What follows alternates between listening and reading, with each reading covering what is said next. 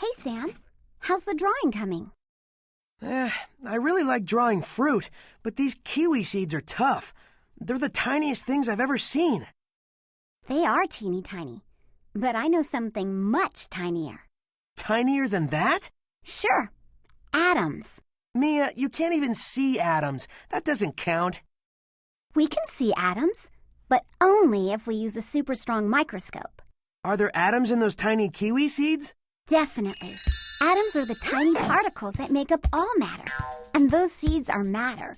Believe it or not, atoms are so tiny that millions and billions of them make up that kiwi seed. That's crazy. I can't imagine something that small. What are atoms supposed to look like? Focus on this. Atoms are like itty-bitty balls. At the center of every atom is a nucleus. The nucleus is made up of particles called protons and neutrons.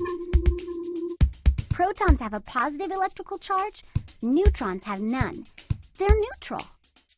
Got it. P for proton equals positive. N for neutron equals neutral. So all of that fits inside a tiny atom? Oh, there's more.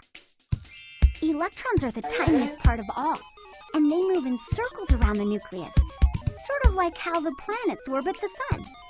Electrons have a negative electrical charge. So how many protons and electrons are there in an atom? The number of protons in an atom is equal to its number of electrons. That number determines what element the atom makes.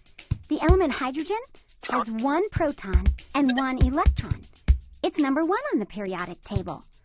Oxygen has 8 protons and 8 electrons, so it's number 8. Get it? When 2 atoms combine, they make a molecule. Sometimes the atoms that combine are all the same kind of atom. When that happens, an element is created.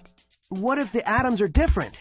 If the atoms that combine are different, then they're still molecules, but they're called compounds. Like water. 2 hydrogen atoms plus 1 oxygen atom equals a molecule of water, H2O. Wow, atoms really are everything. It's true. Atoms are amazing. Seriously, all matter is made up of these tiny particles called atoms. We can't see them unless we use a super strong microscope. There's the nucleus at the center made up of protons and neutrons. Then there are the electrons that circle around the outside of the nucleus. When 2 or more atoms combine, it's called a molecule. If the atoms that combine are all the same, it's an element. If the atoms are different, it's a compound. So, Sam, still think atoms don't count? They count all right. Atoms are a work of art.